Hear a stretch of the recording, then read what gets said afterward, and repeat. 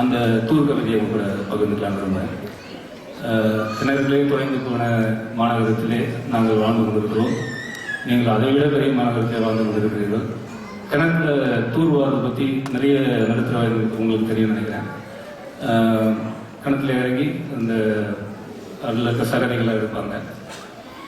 அதையும் பெண் உரிமை இன்றைக்கு நாம் என்னதான் பெண்களுக்கு உரிமை கொடுத்துக்கிட்டோம் என்று நாம் வாழ்த்தி கொண்டாலும் இன்றும் பெண்களை நாம் அடிமையாகத்தான் நிறைய இடங்களிலே வைத்திருக்கிறோம். இதை இரண்டையும் இணைத்து நான் எழுதிய கவிதை இது. தலைப்பு தூர். வேப்பம்பூ மிதக்கும் எங்கள் வீட்டு கிணற்றில் தூர்வாரும் உற்சவம் வருடத்திற்கு ஒரு முறை விசேஷமாக நடக்கும். வேப்பம்பூ மிதக்கும் எங்கள் வீட்டு கிணற்றில் தூர்வாரும் உற்சவம் வருடத்திற்கு ஒரு முறை விசேஷமாக நடக்கும். ஆழ் நீருக்குள் அப்பா முங்க முங்க அதிசயங்கள் மேலே வரும். கொட்டாங்குச்சி, கோலி, கட்டையோடு உள்ளே விழுந்த துருப்பிடித்த ராட்டினம், வேலைக்காரி திருடியதாய் சந்தேகப்பட்ட வெள்ளி டம்பர், சேற்றுக்குள் கிளறி எடுப்போம் நிறையவே.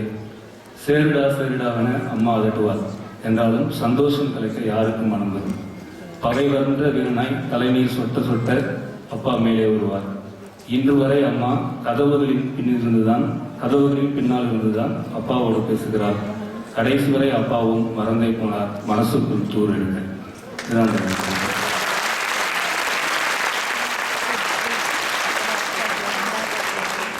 அடுத்த கவிதை தலைப்பு 5ஆம் வகுப்பு ஆப்பிரிவு.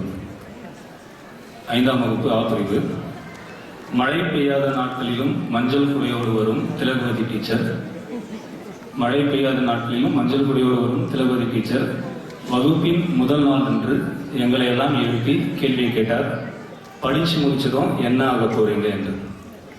முதல் பெஞ்சை யாருக்கும் விட்டு தராத கவிதாவும் வனிதாவும் டாக்டர் என்றார்கள் கோரஸாக. இன்று திருமணம் முடிந்து கூந்தலில் செருகிய சீப்புடன் குழந்தைகளை பள்ளிக்கு வழி அனுப்பும் கவிதாவையும் ரேஷன் கடைக்கு வரிசையில் வனிதாவையும் அவ்வப்போது பார்க்க நேர்கிறது.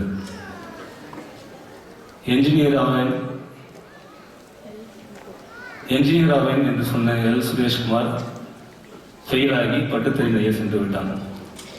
எங்க அப்பாவுடைய இரும்பு கடையை பார்த்துப்பேன். கடைசி பெஞ்ச் CN ராஜேஷ் சொன்னபோது எல்லோரும் சிரித்தார்கள். இன்று அவன் நியூஜெர்சியில் மருத்துவராக பணியாற்றிக் கொண்டே நுண்ணுயிர்களை ஆராய்கிறான். ஃப்ளைட் ஓட்டுவேன் என்று சொல்லி எங்களை எல்லாம் ஆச்சரியங்கள் தள்ளிய அகஸ்டின் செல்லபாபு TNPSC தேர்வு எழுதி கடைநிலை ஊழியனானான். அணுசக்தி விஞ்ஞானி ஆவேன் என்ற நான் திரைப்படங்களுக்கு பாடல்கள் எழுதி கொண்டிருக்கிறேன். வாழ்க்கையின் காற்று எங்களை எல்லாம் திசை மாற்றி போட, வாழ்க்கையின் காற்று எல்லோரையும் திசை மாற்றி போட, வாத்தியார் ஆவேன் என்று சொன்ன குண்டு சுரேஷ் மட்டும் நாங்கள் படித்த அதே பள்ளியில் ஆசிரியராக பணியாற்றுகிறார். மனசுக்கு பிடிச்ச வேலையை செய்த எப்படி இருக்குமாப்ப என்றேன். சாப்பீஸ் துகள் படிந்த கரங்களால் என் கைகளை பிடித்து கொண்டு படிச்சு முடிச்சதும் என்ன ஆக போறீங்க என்று என் மாணவர்களிடம் நான் கேட்பதே இல்லை என்றார்.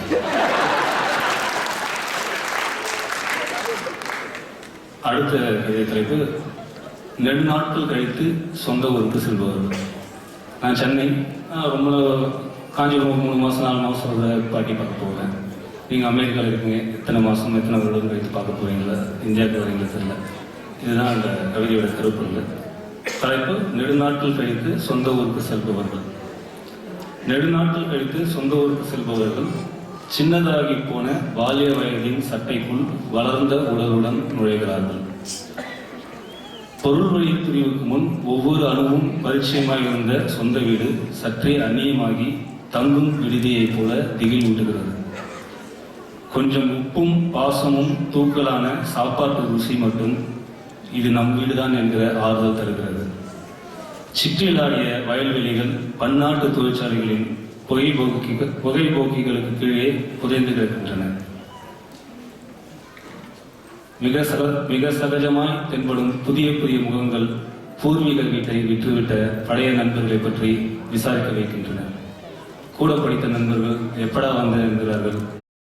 அதற்கு முன்பே என்னைக்கு போற என்று அடுத்த கேள்வி வருகிறது. ஒவ்வொரு முறை சொந்த ஊருக்கு வந்து போகும்போதும் நெருங்கிய ஒருவரின் மரணம் பற்றிய செய்தியும் தொடர்பு கொண்டு தெரிவிக்க முடியாமலுக்கான வருத்தமும் யார் வீட்டு திண்ணையிலேயோ ஒரு கண்ணீர் துளியைப் போல அமர்ந்திருக்கிறது. அந்த கவிதை. இந்த வள்ளியலக்கா பாடல் ஒட்டி ஒரு சம்பவம். வள்ளியலக்கா படம், அந்த சிவாஜி படம் வந்து பாட்டு பெரிய ஹிட்டு, படமும் பெரிய ஹிட்டு. அதுக்கு பிறகு ஒரு 3 மாதம் கழிச்சு இயக்குனர் சங்கர் எனக்கு தொலைபேசியில் தொடர்பு கொண்டார். இப்போ தான் அமெரிக்காலேருந்து என்னுடைய கிளாஸ்மேட் வந்து ஒரு மின்னஞ்சல் அனுப்பிச்சிருக்கான், மெயில் அனுப்பிச்சிருக்கான்.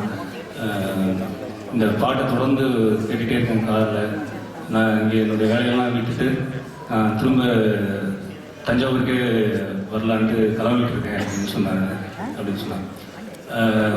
அந்த அளவுக்கு ஊர் பாசம் அனைவருடைய மனதிலும் இருக்கிறது.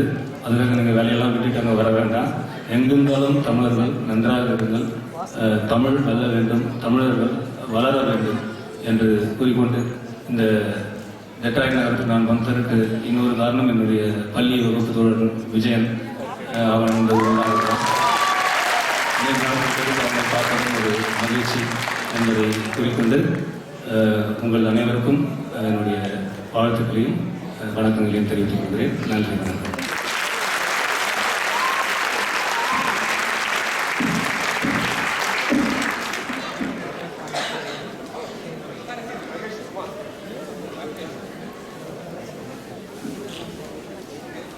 முத்துக்குமார் அவர்களுக்கு ஒரு big round of applause please.